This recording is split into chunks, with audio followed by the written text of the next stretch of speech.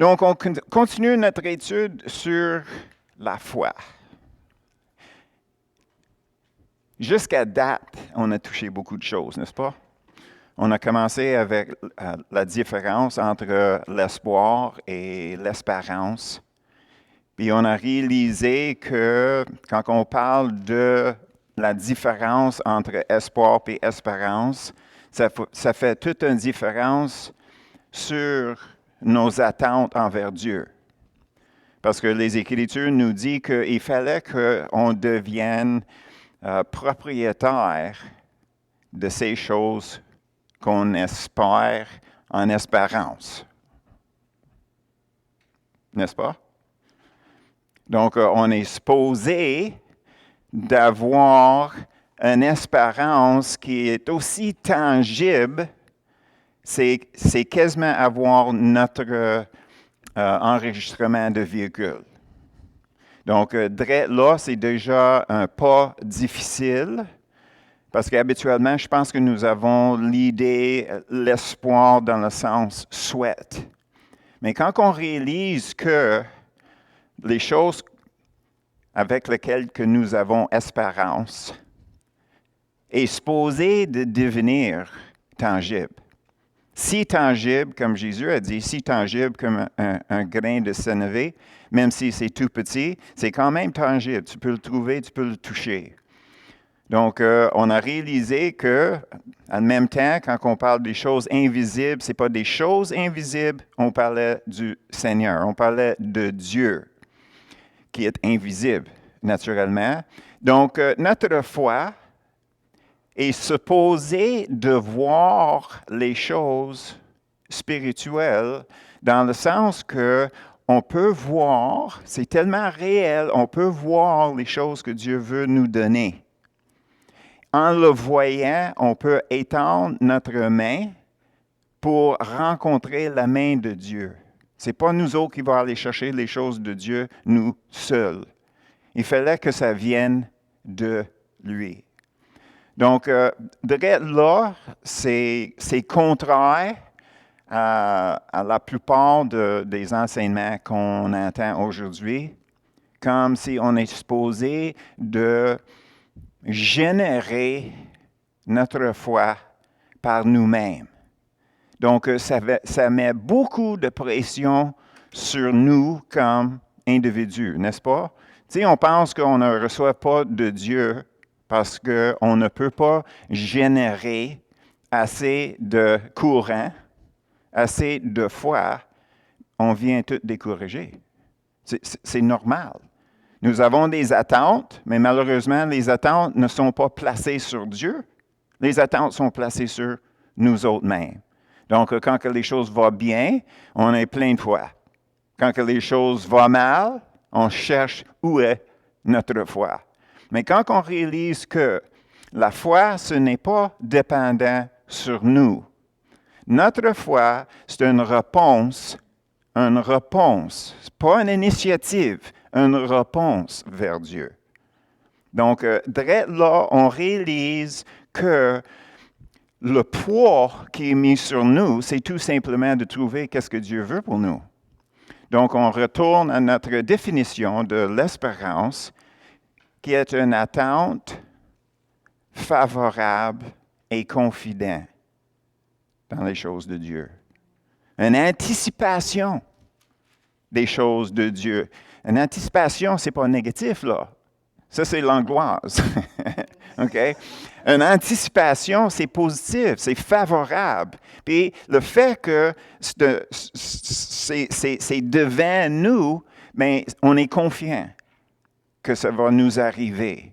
Donc, je sais que pour la plupart du monde, ça prend tout un ajustement de notre façon de voir les choses. Sur un côté, ça enlève beaucoup de pression, beaucoup de faux attentes mises sur nous par ceux qui veulent vendre leur livre.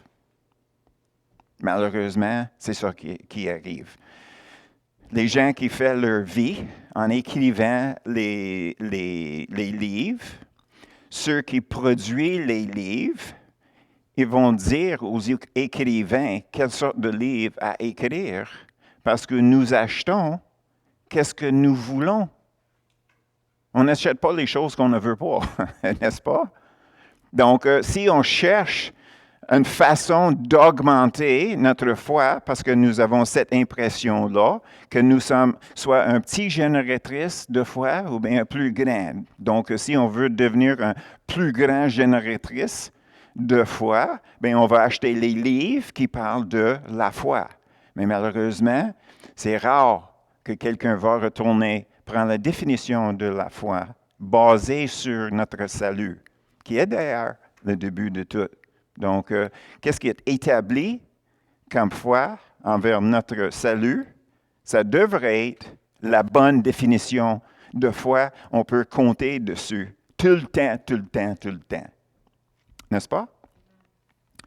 Après ça, on a regardé une situation où il avait le monsieur qui avait très peu de foi. Mais avant qu'on aille là, on va commencer avec ce qui est écrit sur notre tableau. Et on va regarder Matthieu, chapitre 8, les versets 10 et 13.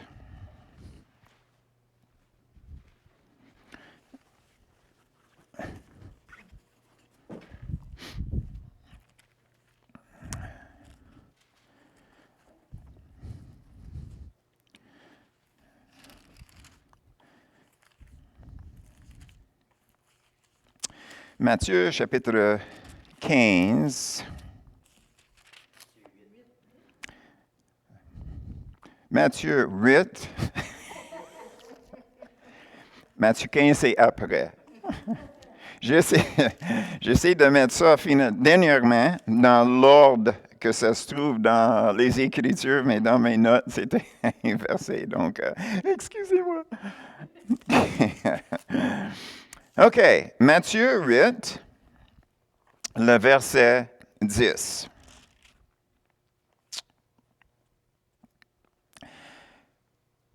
Ici, ça c'est l'histoire de centenier qui avait envoyé quelqu'un parce que son esclave, son serviteur était malade.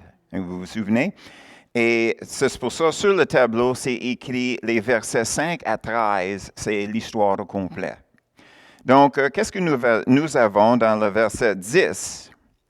C'est que Jésus, après avoir entendu, Jésus fut dans l'étonnement et il dit à ceux qui le suivaient, « Je vous le dis en vérité, même en Israël, je n'ai pas trouvé une aussi grande foi. » Donc, on voit le centenier, il avait un grand foi. Puis, dans le verset 13, « Puis Jésus dit au centenier, « Va qu'il te soit fait selon ta foi. » Et à l'heure même, le serviteur fut guéri. Donc, nous avons ici un verset qui parle de grande foi, mais qu'est-ce qui est intéressant, c'est de remarquer que Jésus n'était pas obligé à se rendre au serviteur. La guérison était faite de loin. Donc, là, on peut comme questionner l'idée qu'il fallait, quand on prie pour la guérison de quelqu'un, il fallait qu'on impose les mains ou la personne soit dans la salle quand on prie. Si on reçoive du Seigneur, c'est qui fait les œuvres? Il peut faire ça à longue distance. OK? Donc, il n'y a pas de gloire pour la personne qui prie. Parce que souvent, c'est ça qui arrive quand on cherche un peu d'attention. On veut que le monde voit que nous sommes des personnes de grande foi. OK? Juste des considérations. On continue un peu plus loin, Matthieu 15.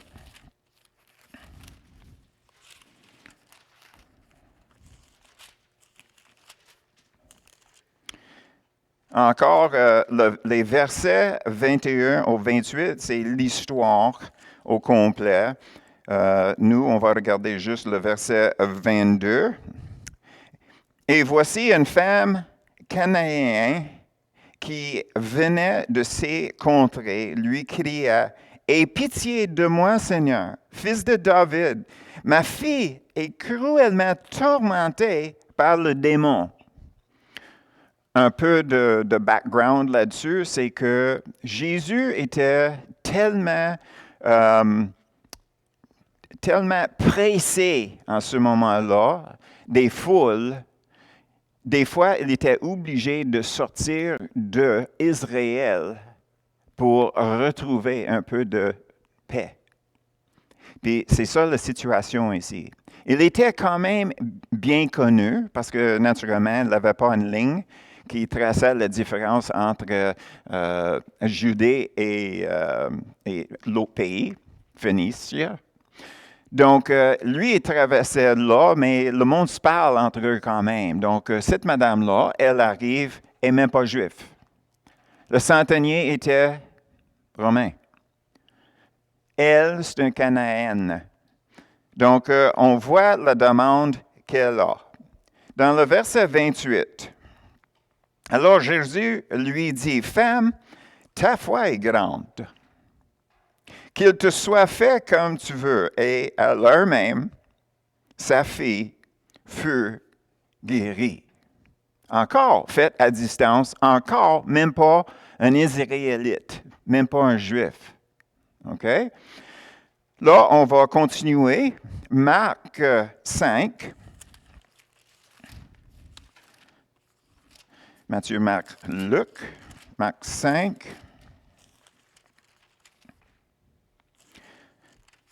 Le verset 28. Ça, c'est la madame avec la perte de sang.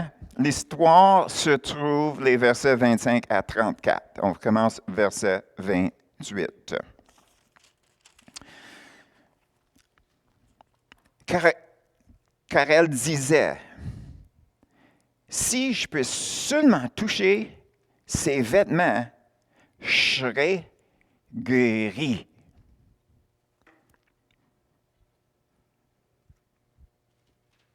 Est-ce que vous savez pourquoi elle faisait ça à cachette? À cause de sa perte de sang, elle était vue comme impure pour les Juifs, puis elle était juive. Donc, elle n'avait pas le droit de s'approcher à Jésus légalement. Donc, elle, qu'est-ce qu'elle faisait? C'est qu'elle faisait ça à cachette. Maintenant, on va regarder le verset 34 vers la fin de l'histoire. Mais Jésus lui dit, parce qu'on sait, nous autres qui connaissons l'histoire, Jésus ressentait quelque chose qui est sorti de lui. Donc, il cherchait qui l'a touché, puis les disciples lui demandaient comment il faisait ça quand le monde presse. Finalement, verset 34, mais Jésus lui dit, « Ma fille, ta foi t'a sauvée. Va en paix et sois guérie de ton mal. » Ici, c'est marqué juste tout simplement, ta foi t'a sauvé. Mais elle n'avait fait même pas une demande. Donc, il fallait qu'on prenne ça en considération dans notre définition de foi. Puis, c'est quoi qui allume la foi? Parce que nous avons la réponse après la prochaine écriture. Là, ici, on va retourner Marc chapitre 9. Le monsieur qui avait la faiblesse dans sa foi. Marc chapitre 9, le verset 22, pour commencer. L'histoire, on l'a déjà lu la semaine passée, je crois. Le verset 22, pour commencer. Le monsieur parle de qu'est-ce qui se passe. Et ça, c'est sa description. Et souvent, l'Esprit le jetait dans le feu et dans l'eau pour le faire périr. Il voulait le tuer, autrement dit. Mais si tu peux,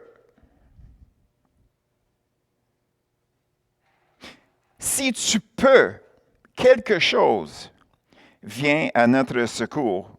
Aie compassion de nous. Okay? Si tu peux, est-ce que ça démontre la foi? On dirait non. Non, pas selon notre définition à date. Okay? Maintenant, on va regarder le verset 24. Aussitôt, le père de l'enfant criait, « Je crois, viens au secours de mon incrédulité, ou bien de ma faiblesse de foi, ou aide ma ma faiblesse 2 fois, dépendamment sur, c'est Claude la semaine passée qui l'avait lu dans le Semeur, que ça parlait de ce foi, puis le fait qu'il n'y en avait pas beaucoup. OK? Donc, finalement, le verset 27. Il avait dit à Jésus, si tu peux faire de quoi, j'ai la foi, mais c'est très faible. Puis finalement, verset 27, mais Jésus les prit par la main, le fit lever, il le tint debout. Donc, on voit que l'enfant était libéré. Donc, la question que je veux qu'on considère, c'est que dans tous les exemples, dans les Écritures, pensez à tous les exemples, est-ce qu'il y en avait une où ce que Jésus l'avait refusé?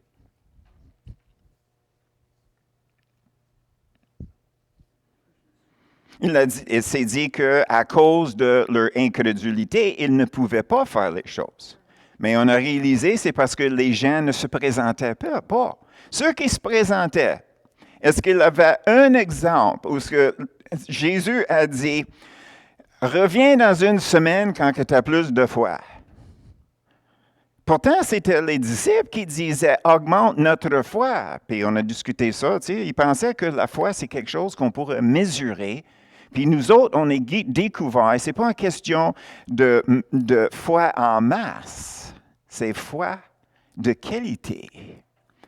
Puis la qualité se trouve dans notre cœur, le semeur. Si la parole tombe sur une place comme un chemin, ça ne pousse pas. Ça représente un cœur dur, que la parole n'est pas capable, c'est même pas en considération. Après ça, dans le semeur, nous avons les semences qui tombaient parmi les roches ou dans un sol qui n'était pas profond. Donc, ils poussaient vite, mais ils ne pouvaient pas durer. Parce que une fois qu'il avait un peu de pression, un peu de chaleur sur cette personne-là, vu qu'il n'y avait pas de profondeur en lui-même comme personne, c'est une personne superficielle. Il ne pouvait pas produire la récolte, n'est-ce pas? Puis l'autre, on a vu que la semence a tombé dans le sol, mais qu'est-ce qui restait dans le sol aussi, c'était les grains des mauvaises herbes. Puis les deux sont poussés ensemble. Puis éventuellement, les mauvaises herbes, ils ont pris les nutriments dans le sol que le grain, finalement, il ne produisait pas. Puis ça, naturellement, c'est quelqu'un qui entend la parole, mais éventuellement, il fallait qu'il fasse le choix entre les richesses, les plaisirs de ce monde ici, ou bien il va se caler devant ses soucis. Et là, on commence à rentrer dans les questions par rapport à la foi. Les soucis face à la foi. Bonne considération, hein? On va parler de ça. Good. OK. Donc, maintenant, on va retourner dans le livre d'Hébreux, chapitre 11. Parce que maintenant, vu que vous avez un peu quelque chose à bâtir dessus, Hébreux 11, le verset 6. Or, sans la foi, il est impossible de lui être agréable, car il faut que celui qui s'approche de Dieu croit que Dieu existe et qu'il est le rémunérateur de ceux qui le cherchent. Donc, si on considère les autres écritures que nous avons regardées, on peut voir que chaque personne qui est venue à Jésus croyait qu'il pourrait faire. Le monsieur, si tu peux, Mais en dedans de lui, il avait une partie qui disait, pas mal sûr qu'il peut. Pas mal sûr. Donc, je vais essayer. N'est-ce pas? OK. Puis, il est allé. Donc, il croyait que ça existait la possibilité que ça, c'est peut-être le Messie, peut-être un prophète, mais certainement quelqu'un qui venait de Dieu. Donc, venant de Dieu veut dire qu'ils croyaient que Dieu existait. Qu'est-ce qu'ils ont fait? Ils se sont déplacés. Pourquoi? Ils attendaient de bonnes nouvelles. Ils attendaient de bonnes choses. Donc, ils avaient de l'espérance. Mais la clé, c'est dans le verset, à la fin, ceux qui le cherchent. Pas chercher des choses de lui, chercher lui-même. Chercher lui-même. C'est pas une question, Dieu peut faire ça, Dieu peut faire ça. Dans la Bible, ça dit que Dieu a préparé ça, puis ça, puis ça, puis ça, puis ça pour moi, puis c'est le ça que je veux. Non. Chercher lui. C'est ça la clé. Donc, qu'est-ce qu'on va faire? C'est qu'on va parler un peu des faits voleurs. Donc, disons qu'on veut des faits voleurs. Donc, qu'est-ce qu'on va faire? C'est qu'on va sur le site, puis on trouve qu'ils sont en spécial, c'est IGA. On s'en va là, on achète notre canne de bin, on met ça dans le pot, puis on rentre ça dans le four, puis on attend. OK? Est-ce que ça va sortir chaud? C'est ça qu'on veut, que ça sorte chaud. OK? Maintenant, avant de finir ce scénario-là, on va changer de scénario. OK? Là, qu'est-ce qui arrive, c'est que Louise m'aime tellement qu'elle décide de me faire les faits volants.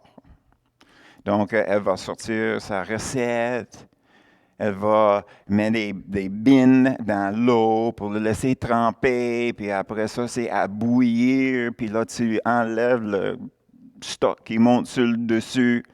Puis après ça, tu rentres ça dans le conteneur, et puis tu rentres ça dans le four, tu l'allumes la four, puis on dort. Parce que ça prend des heures et des heures. Donc, elle le fait juste avant qu'on se couche. Et quand on se lève le matin, c'est quand... Oh, ça sent bon, OK? Donc, sans doute, comme vous avez mentionné tantôt, OK, la four était allumée. OK, donc ici, je vais vous présenter les deux scénarios, mais du côté foi. La foi, c'est le four. Ça, c'est la foi. Donc, qu'est-ce que nous sommes enseignés dans les livres? C'est qu'on regarde dans la Bible, ça veut dire quoi? On regarde sur le site IGA pour qu'est-ce qu'on cherche, les faits volants. Donc, c'est là. On va aller les chercher, OK? Parce qu'ils sont là, puis on les ramène chez nous, puis là, on met ça dans un conteneur, puis on rentre ça dans le four. Mais il reste quelque chose qui est oublié. Tous les fours demandent une source extérieure pour l'allumer.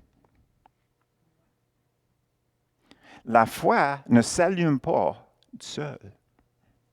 Ça prend la source extérieure, ça prend le Saint-Esprit, ça prend Dieu. Mais la chose, c'est que Dieu n'est pas intéressé que c'est nous autres qui va aller le chercher. Parce que comment est-ce que lui peut démontrer son amour pour nous? Comme j'ai dit dans le cas de Louise. Dieu nous connaît. Dieu, il nous aime. Dieu, il va prendre toutes choses en considération. La recette, les ingrédients dans la recette, la préparation de toutes ces choses-là. Mais finalement, ça prend du temps. Ce n'est pas toujours instantané. Nous autres, on veut que le four soit un micro-ondes. Tu sais? Bip! Parfait. OK? Mais ça ne goûte pas pareil. N'est-ce pas? Ça ne goûte pas pareil. Tu sais? Essaye de cuire un steak dans un micro-ondes. À comparer à un barbecue, n'est-ce pas, Claude? Hey? Tu sais, c'est pas pareil. Donc, le moment qu'on réalise que la façon qu'on était enseigné par rapport à la foi, c'était pour nous gratifier. Je vois dans l'épicerie toutes les choses que moi je veux, je vais aller les chercher, je l'amène chez nous, puis je vais les avoir quand que j'ai veux. OK? Mais c'est vide. Dieu n'est pas là-dedans.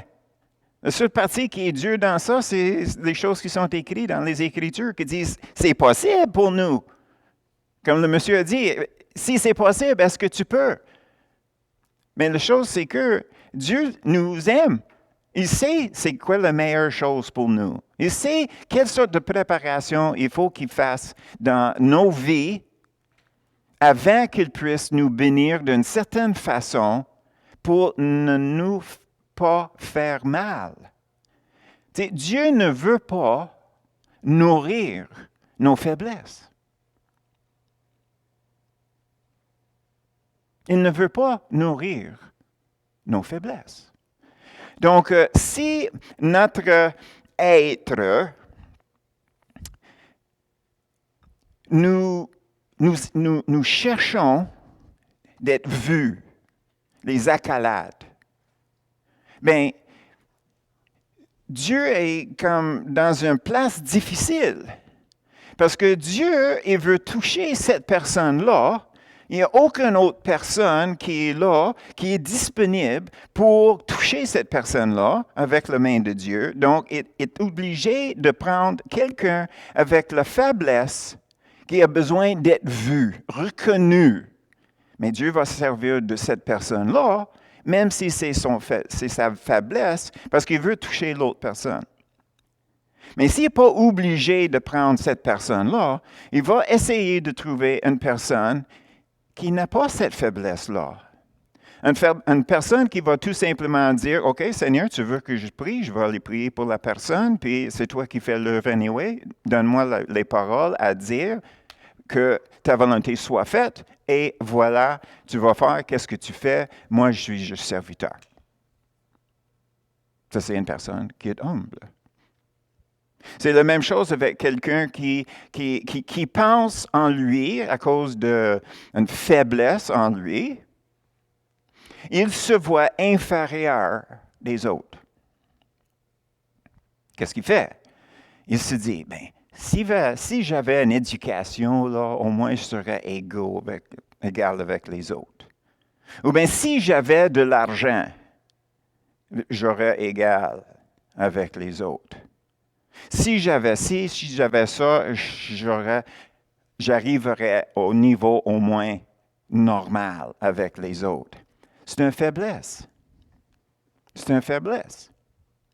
Donc, très souvent, qu'est-ce qu'on voit dans les églises? C'est quelqu'un qui n'est pas instruit, puis il va étudier la parole. Quand que tu lui parles, les Écritures, c'est comme lui, il connaît tout. Puis c'est un orgueilleux. Donc, en essayant de contrebalancer la faiblesse qu'il a en lui, il va trop loin, puis là, il devient une personne avec une tête gonflée. N'est-ce pas? Est-ce que c'est pas réel? Donc, qu'est-ce que Dieu veut? Il veut que ces problèmes-là, ces faiblesses-là, sont réglés. Donc, la raison pourquoi son standard à lui, c'est le niveau qu'on peut aimer quelqu'un d'autre. C'est le niveau qu'on peut aimer Dieu. Ça, c'est le standard. Donc, oublie l'argent, oublie l'éducation, oublie toutes les autres choses. pour servir le Seigneur. Si tu veux le servir, bien, sers le Seigneur avec amour. Sers les autres avec amour. Fait qu'est-ce que le Seigneur dit? Ça commence là, c'est fini là. On n'est pas obligé d'être au niveau des autres. On veut être au niveau de Dieu. Jésus est venu pour servir. OK? Là, sur l'autre côté, qu'est-ce que nous avons? C'est la personne qui est plein de lui-même. C'est un orgueilleux. Donc, le Seigneur veut toucher une autre personne, mais il trouve la personne dans la salle qui est orgueilleux, qui est la seule personne qui est prête à se lever, avancer en avant pour prier pour la personne, parce que lui, il n'a pas peur, il est quelque chose, tu sais. Quelqu'un qui se prend pour un autre. Mais, dans les Écritures, est-ce que ça c'est serviteur? Il est servi, mais est-ce que c'est un cœur de serviteur? Donc, qu'est-ce qui est arrivé? C'est qu'il fallait que Dieu le rencontre pour faire exactement la même chose. Au lieu de le booster, il fallait qu'il le fasse descendre un coche ou deux, OK? Que les autres peuvent vivre avec lui, OK? Donc, on voit ici que quand que Dieu prépare les choses pour nous autres, c'est pas parce qu'il ne veut pas nous donner 5 millions de dollars. Parce que si lui donnait les 5 millions de dollars à tous les chrétiens qui le demandaient, parce qu'il pourrait faire des grandes choses pour Dieu, bien, tous les chrétiens seraient riches quasiment. Mais si Dieu veut te donner 5 millions de dollars, il fallait qu'il te donne le projet qui va prendre 5 millions. Puis là, tu vas dire, bien, j'ai juste 10 000 piastres. Qu'est-ce que je peux faire avec ça? Ça va me coûter 5 millions. OK, on recule, Gédéon. On s'en va contre l'ennemi. OK? Il y a 32 000 personnes qui se présentent. OK? Les peureux, là, ceux qui ne veulent pas aller en guerre, là, OK, retournez chez vous. Il a perdu 10 000. Puis après ça, il restait juste 22 000 quand même, puis c'était grand, l'armée, là, on parle des millions. J'exagère, mais dans leur tête, OK? Mais ils se sont présentés quand même, puis ils ont resté. Puis finalement, Dieu a dit, non, 22 000 pour une petite armée d'1 million, c'est bien trop. Donc, il fallait qu'on baisse ça pour mettre les deux côtés plus ou moins égales. OK? Donc, regardez comment que les gens boivent de l'eau. Puis tu vas choisir ceux qui boivent d'une telle façon. Puis il restait 300. 22 000, 300. OK? Je pense que j'aurais aimé être le 301e pour ne pas être obligé de rentrer dans une guerre sans armes. Tu sais, il avait une lanterne puis un cruche. On s'en va en guerre, vous autres. OK? Ça, c'est le scénario. Donc, quand on parle de Dieu, OK, est-ce que Dieu serait glorifié si 32 000 ont gagné ou 22 000 ont gagné? Mais quand que 300 ont gagné, il n'avait aucun doute. Il n'avait aucun doute que c'était Dieu. Donc, les choses qu'on fait par notre foi, c'est supposé d'honorer Dieu. C'est lui qui est supposé de recevoir la gloire, puis c'est lui qui va témoigner de notre foi. OK? Alors, on va regarder quelques exemples encore des considérations. Regardons Marc 11, 23-24.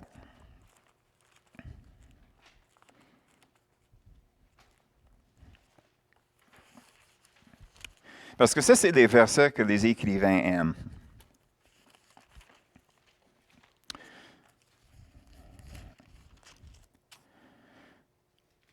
Marc 11, 23-24. 23.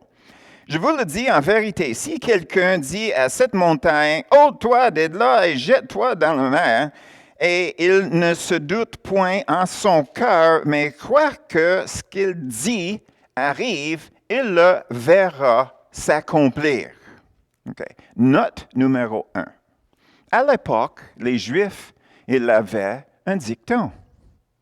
Le dicton disait, « Par la foi, avec la volonté divine de Dieu, tu peux dire à ces montagnes, jette-toi dans le mer, puis ça va se faire. C'était pas inconnu. Le mer, parlé ici, ce n'est pas l'Atlantique, ni le Méditerranéen. Parce que où est-ce que Jésus était, il était sur un bord, où est-ce que Jérusalem, il y a des montagnes de Judée. Puis l'autre bord de vallée, il avait des montagnes de Moab.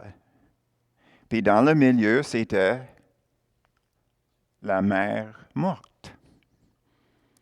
Donc, jette-toi, ces pierres, ces montagnes ici, jette-toi dans la mer morte.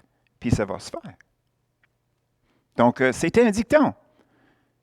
Donc, ce n'était pas nouveau pour eux autres. Donc, on continue le verset 24. C'est pourquoi, je vous dis, tout ce que vous demanderez en priant, croyez que vous l'avez reçu et vous le verrez s'accomplir. OK. Est-ce que ça va avec l'étude que nous avons faite dans Hébreux 11, 1 à 3? Est-ce que ça accorde avec Hébreux 11, le verset 6?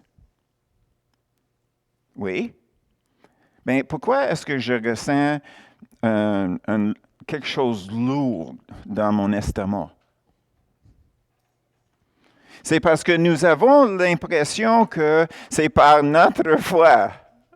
C'est par notre foi. Si je peux craquer la génératrice, là. Si je peux le sortir à 20 000 tours, là, et là, je peux changer de place à mon tank, tu verras, et pas à peu près. OK? La partie qu'on ne voit pas comme faux, tout ce que Jésus voulait dire ici, c'est que ne limite pas vous autres Dieu. Ne limite pas Dieu, vous autres qui vous voyez incapables. Parce que ce n'est pas selon vous, c'est selon Dieu. Donc, ouvre tes possibilités. Ne reste pas fixé, borné sur qu'est-ce que toi, tu peux générer 2 fois. C'est une fausse impression. La foi, c'est la vôtre, mais c'est chargé avec une bombe atomique. Donc, le message ici, ne limite pas Dieu. Quand que vous priez, vous recevez quelque chose de lui, saisis ça. Prends ça comme du cash. Va à la banque, puis tu vas le voir. Ça va être mis dans ton compte. OK? Ça, c'est la première chose. Maintenant, on va regarder Jacques 1, 5 à 8. Là, on va s'adresser au problème.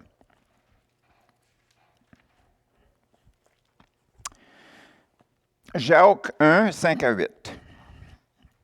Si quelqu'un d'entre vous manque de sagesse, qu'il le demande à Dieu qui donne à tous simplement et sans reproche, et elle lui sera donnée. Mais qu'il le demande avec foi, sans douter. Car celui qui doute est semblable au flot de la mer, agité par le vent et poussé de côte et d'autre. Qu'un tel homme ne s'imagine pas qu'il recevra quelque chose du Seigneur. C'est un homme irrésolu, inconstant dans toutes ses voies. Donc, quand on regarde l'aspect de la foi, OK, puis on regarde le mot douter. Douter, ce n'est pas l'absence de quelque chose. Douter, ce n'est pas l'absence de la foi. Douter veut dire deux pensées. Sur un bord, nous avons qu'est-ce que Dieu a dit. Sur l'autre bord, nous avons d'autres idées. Puis qu'est-ce qui arrive, c'est que la personne est là, puis un jour, il croit dans la parole de Dieu, qu'est-ce que Dieu lui a dit, puis l'autre jour après, oh, ben, je sais pas, peut-être pour quelqu'un d'autre, mais pas pour moi. Puis il va de côté à côté. Là, Dieu est là, puis c'est comme, je t'offre, je retiens, je t'offre, je retiens, je t'offre, je retiens. Où est la foi dans ça? Qu'est-ce que ça veut dire? C'est que, écoute, on s'en va vers Dieu. On lui demande qu'est-ce que lui, la personne de Dieu, la personne que je m'approche, qu'est-ce qu'il va faire pour moi dans une telle situation? Je suis dépendant sur toi, Dieu. Je cherche Dieu. Je cherche sagesse. Donc, Dieu, il va me répondre.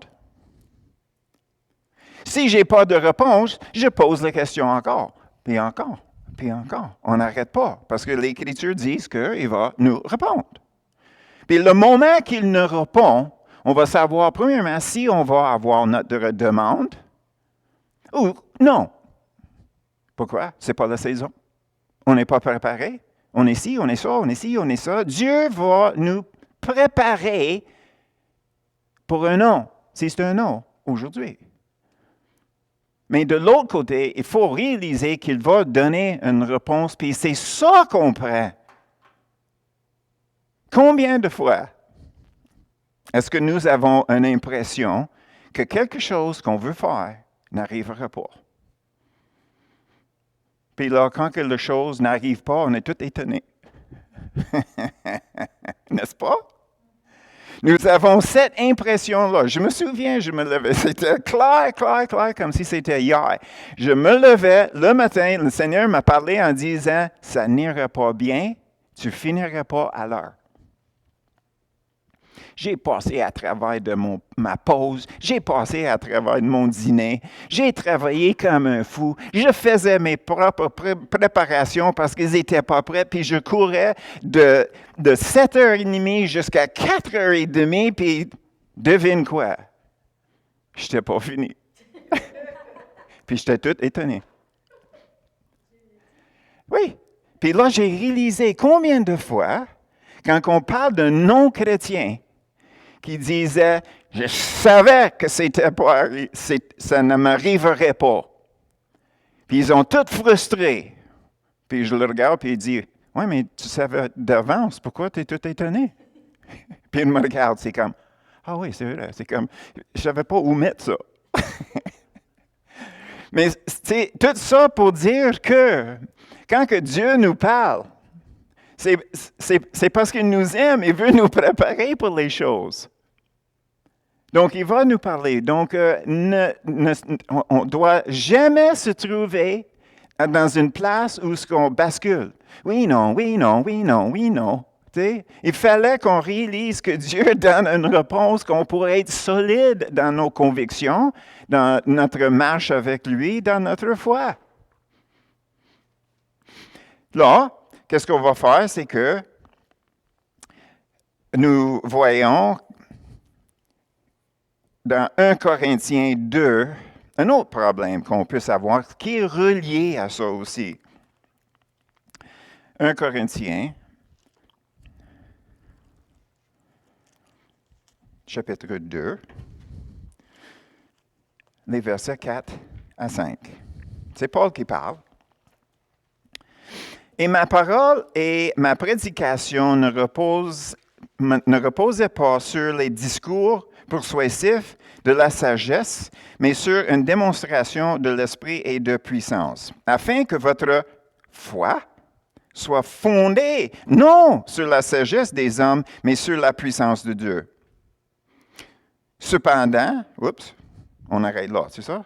5 à 8, OK. Cependant, c'est une sagesse que nous prêchons parmi les parfaits, les matures. Sagesse qui n'est pas de ce siècle, ni des chefs de ce siècle, qui vont être réduits à l'impuissance. Nous prêchons la sagesse de Dieu mystérieuse et cachée que Dieu, avant les siècles, avait prédestinée pour notre gloire. Sagesse qu'aucun des chefs de ce siècle n'a connue, car il l'avait connue, il n'aurait pas crucifié le Seigneur. Donc, qu'est-ce que nous avons?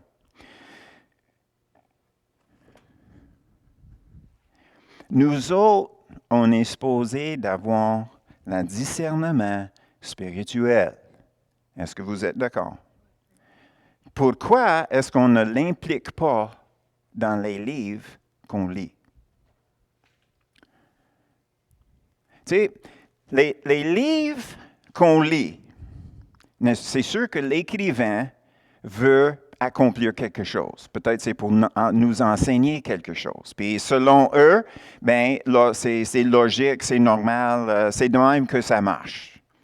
Puis on est là, puis vu qu'on cherche une réponse dans ça, on lit. Puis on lit, puis là, on reçoit qu'est-ce qui est là, puis on se dit, ah, OK, maintenant je sais quoi faire. Mais ça, c'est sans discernement. As-tu jamais lu quelque chose que quelqu'un a écrit, puis tu regardes ça, puis tu te dis, je crois pas ça, là, c'est impossible. Non. Est-ce que ça t'est jamais arrivé? Ben, de qui penses-tu que cette pensée-là est venue? Oui, c'est le Saint-Esprit.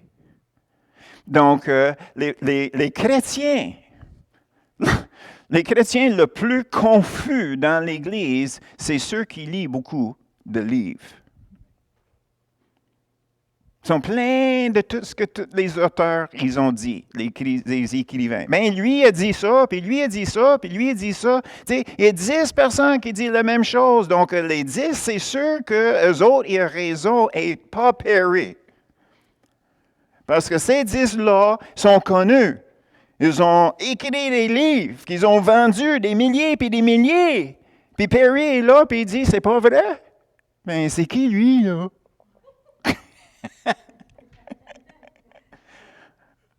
Ben, je ne suis rien. Parce que moi, je mets toute l'emphase sur qu'est-ce que vous faites avec qu'est-ce que je vous donne. Vous avez le choix. Vous n'êtes pas obligé. Les écrivains pour dire la même chose aussi, c'est sûr. Mais la chose, c'est que le moment, à cause que, tu sais, les espions, ils savent très bien, il n'y a rien qui est plus convaincant qu'un document. Un document. Donc, il produit les faux documents pour infiltrer ou ce qu'il veut infiltrer. N'est-ce pas? Il faut qu'on va vite. OK. Donc, ça, c'est nos problèmes avec les livres. Non, maintenant, on va continuer sur Jacques 4.3.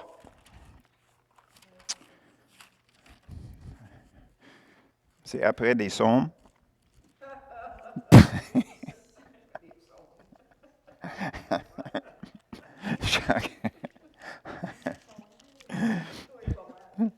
Jacques 4, le verset 3. Vous demandez et vous ne recevez pas parce que vous demandez mal dans le but de satisfaire vos passions. OK? Est-ce que ça explique tout? Quand on parlait tantôt des arrogants, écoute, il y a un côté positif des arrogants. Les arrogants pensent qu'ils peuvent tout faire. Donc, eux autres, quand eux autres, ils ont un projet en tête, là, écoute, est-ce qu'il va se virer à l'envers pour essayer de faire passer ces choses-là? Hein? Tu sais, eux autres, leur orgueil, c'est impliqué dans ça. Ils n'acceptent pas un défait. Donc, il va persévérer, il va pousser, il va faire tout pour arriver. Donc, ça, c'est le côté positif. OK? Mais de l'autre côté, si ce n'est pas qu'est-ce que Dieu veut de lui, OK? C'est comme la personne qui monte l'échelle pour découvrir c'est pas sur le bon mur. L'objectif, c'est de grimper l'échelle pour arriver. Tu arrives en haut et tu réalises, oups, mauvaise maison, c'est le toit à côté. C'est quand même. Donc, nous avons un petit mot là pour ceux qui sont arrogants. Puis en même temps, le mot c'est présomptueux. C'est ceux qui sont têtus. Présomption et têtu, c'est la même chose, selon Samuel. Ça, c'est avant les psaumes. OK. Là, c'est un joke. Samuel se trouve dans l'Ancien Testament avant psaume. Vous savez? OK. Je ne veux pas vous perdre. OK. Finalement, on va finir avec notre fameux Luc 15. Luc 15.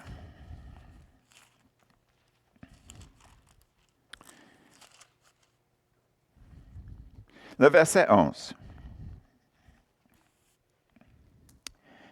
C'est Jésus qui parle, puis il commence, il dit, il dit encore, un homme avait 2 fils. Le plus jeune dit à son père, mon père, donne-moi la part du bien qui doit me revenir, et le père leur partagea son bien. Donc, on va sauter à verset 32. Le fils qui parle de son fils, mais il fallait bien s'agir de se réjouir. Ça, c'est le père qui parle. Parce que ton frère, que voici, était mort et qu'il est revenu à la vie parce qu'il était perdu et qu'il est retrouvé. Donc, on connaît l'histoire de fils prodigue. Okay? Donc, fils prodigue, premièrement, il demande à son père pour son héritage. Okay? Ça ne se fait pas, premièrement. Ça ne se fait pas parmi les Juifs. Ça ne se fait pas. Tu ne fais pas ça. Donc, déjà, il y a quelque chose qui est un peu bizarre. OK? Et là, ils reçoivent, ils partent, ils dépensent tout. Il se trouve qu'il aimerait manger la nourriture des cochons. Il revient à lui-même. Il dit, même si je retourne à ma maison comme serviteur, je serai mieux qu'ici. N'est-ce pas? Ça, c'est l'histoire en gros. OK. Habituellement, quand on entend cette histoire, ça parle de quoi? Un rétrograde. N'est-ce pas? Habituellement. Mais ça, ce n'est pas la vraie histoire. Qu'est-ce qui est intéressant dans ça, c'est que Dieu et Jésus, ils voient beaucoup plus grand que ça. Ça, c'est une histoire d'humanité. Quand que Dieu a créé Adam et Ève, humanité. Puis là, le temps est passé, puis on arrive à Noé. OK? Après Noé, il y avait juste la famille de Noé. OK? Puis le temps avance, puis éventuellement, OK, Abraham arrive sur scène. OK? Savais-tu que Noé était toujours vivant pendant que Abraham était vivant? Noé est mort quand Abraham avait 70 ans à peu près. S'ils se connaissaient probablement pas. Parce que selon la Bible, Noé a atterri sur les montagnes Ararat en Turquie. Mais Abraham partait avec sa famille complètement dans l'Est, où ce qui est la rivière, un des rivières, anyway, pas Tigris, l'Euphrates ou une affaire de même. Anyway, était quand même, hein? Euphrate. C'est ça, je suis pas mal sûr. Donc, ils s'en allaient vers l'ouest, mais le point où ce que Noé a atterri, puis où ce que Abraham était né, c'est loin. OK? Mais, pour retourner à notre histoire, qu'est-ce que nous avons en ce moment-là? C'est que nous avons avec Abraham le début de la race juive, Israël, n'est-ce pas? Donc, nous avons une ligne qui s'alignait avec Dieu. Tout le reste d'humanité passait à côté. N'est-ce pas? Donc, d'une même racine, Noé, nous avons Abraham, Israël, puis le reste d'humanité. Le fils prodigue représente l'humanité. Parce que la descendance d'Abraham, les Juifs, Israël, est toujours restée avec le Père. N'est-ce pas? Pendant que l'humanité est partie de sa connaissance de Dieu, avec tout ce que Dieu lui a donné, puis il l'a flobé partout, juste en dépensant pour eux. Les guerres, les ci, les ça, complètement dirigés par leur propre désir. Puis donc, qu'est-ce qui est arrivé, c'est que la personne, l'humanité, on va dire la personne arrive dans l'humanité, puis réalise qui est Jésus, qu'ils ont besoin de l'aide, donc ils ont retourné à la racine. Mais avec rien. N'est-ce pas? Comme ça, on voit que c'est beaucoup plus grand. Mais je vais aller encore plus loin que ça. OK? Pour une chrétienne ou un chrétien, OK, qui vient au Seigneur, C'est un chrétien qui est sauvé. OK? Là, il a toute sa vie dans le Seigneur devant lui. Qu'est-ce qu'il va faire avec ça? Est-ce qu'il va se dire, bien, maintenant je suis sauvé, je vais à l'église dimanche, puis aux réunions mercredi soir, donc mes devoirs envers Dieu sont terminés, et pour le reste, ben, je vais vivre une vie morale, c'est sûr, je vole pas, je sac pas, ces choses-là, mais quand même, la vie est devant moi, puis je vais suivre la direction que la vie me donne. Donc, il arrive à la fin de sa vie, il se présente devant le Seigneur avec les mains vides. Il n'a rien fait pour le Seigneur. Il n'a pas demandé au Seigneur, Seigneur, qu'est-ce que tu veux que je fasse? C'est quoi mon ministère? Tu m'appelles à faire quoi? Est-ce que tu veux que je reste à Granby? Est-ce que tu veux que je déménage en Turc? Est-ce que tu veux que je travaille comme chauffeur de camion? Ben, est-ce que tu veux que je devienne pasteur? Toutes ces choses-là. Dieu, écoute, mon avenir est grand ouvert. Dites-moi, qu'est-ce que tu veux faire? Puis je m'aligne envers ça. Puis, je suis ici. Tu as donné ta vie pour moi. Je te donne ma vie pour toi. Dites-moi, qu'est-ce que tu veux de moi? Cette personne-là, c'est pas facile. C'est pas facile. Peut-être il fallait que tu apprennes une autre langue. Je vois la crainte dans les yeux de Claude. Peut-être il va te demander de déménager à une place que tu n'aimes pas. Tu sais? Mais on est là, mais j'aime pas ça, Seigneur. Ne m'envoyez pas là, ne m'envoyez pas là, s'il vous plaît, non. Le Seigneur dit rien. Est-ce que ça veut dire changer d'idée? Pas tout. Okay? Mais ça, c'est la personne qui va rapporter. Ça, c'est la personne dans l'histoire ici où ce que le Fils a resté avec le Père. Ça, c'est le chrétien est toujours resté fidèle à Dieu. Puis là, il arrive quelqu'un sur scène. Puis là, tu sais, c'est quelqu'un, c'est un bum, là, c'est un gars qui était dans les motards, puis toutes ces choses-là. Puis tout d'un coup, là, partout dans le pays, tout le monde le trouve quasiment comme le Messie. Puis lui, là, il a passé 30 ans comme missionnaire, 40 ans comme missionnaire, puis il regarde ça, puis c'est l'autre personne qui reçoit toutes les accolades. Puis il se pose la question, puis moi? Pas d'accolade pour moi, Seigneur? Tu sais? Donc, c'est un peu comme le frère. Ça peut arriver. Ce n'est pas pour dire que tous les chrétiens demandent. Mais comme je dis, le parti qui est important, c'est de réaliser que, comme chrétien, en restant fidèle au Seigneur, tout ce que le Seigneur a pour nous, c'est disponible à nous dans ses projets. Et ça, c'est notre choix. Parce qu'on ne veut pas retourner à lui ou bien aller au ciel avec les mains vides. C'est ça la dernière chose qu'on veut faire. Parce que c'est sûr on va être le bienvenu au ciel.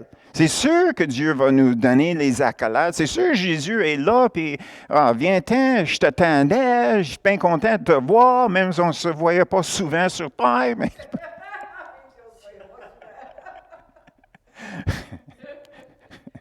Okay. Anyway, OK. Il ne dirait pas. Et il ne dirait pas, tu aurais pu faire ça, puis tu aurais pu faire ça. Non. Il ne dirait pas ça. Parce que c'est trop tard anyway. Mais, nous autres, quand on arrive au ciel, sais-tu qu'est-ce qu'on va faire à un moment donné? On va aller dans la librairie. On va sortir notre livre. Puis on va commencer à regarder. Oh boy, écoute, j'ai témoigné à cette personne-là, elle m'a refusé, mais 3 personnes plus tard, il est devenu une grande évangéliste, puis 1 million de personnes étaient sauvées, j'avais un part dans ça. Ouh! Oh, check ça! Hey, j'ai envoyé de l'argent pour les enfants en Afrique, puis regarde le nombre de personnes qui ont profité de ça. Puis, regarde, tout ce que j'ai fait, c'était juste une parole que j'avais donnée à quelqu'un qui a changé leur vie. Puis leur famille était sauvée. Pendant des générations après, des pasteurs, des missionnaires, des ci, puis ça, j'avais un part dans ça. Mais qu'est-ce que tu ne veux pas faire? C'est d'arriver là, puis les pages sont vides. C'est sûr le fait que nous sommes des chrétiens, nous avons eu un impact sur quelqu'un. Tu sais, une madame qui est venue me voir, qui m'avait demandé qu'est-ce qui s'est passé avec Claude. Parce qu'elle avait vu une différence en Claude. Qu'est-ce qui s'est passé avec lui? Est-ce que c'est toi qui l'as changé sa vie? Est-ce que c'est toi qui l'as sauvé? J'ai dit non. Non. J'ai dit, c'est le Seigneur. Non, oui, je sais, à part de ça, elle a dit. À part de ça. Elle ne voulait pas aller là. Mais anyway, c'est juste pour dire que, tu sais, c'est juste, Claude n'avait pas témoigné tel quel, mais il avait un témoignage. Puis c'est moi qui ai reçu le témoignage que finalement que je lui ai partagé. Mais tout ça pour dire que on veut, autant que possible, que notre temps sur terre ici soit le plus bénéficent, si on peut le dire de même, que possible. Ça, c'est pour ça, la semaine prochaine, on va parler des pains multipliés. Les pains multipliés. Amen? Une minute? Hey?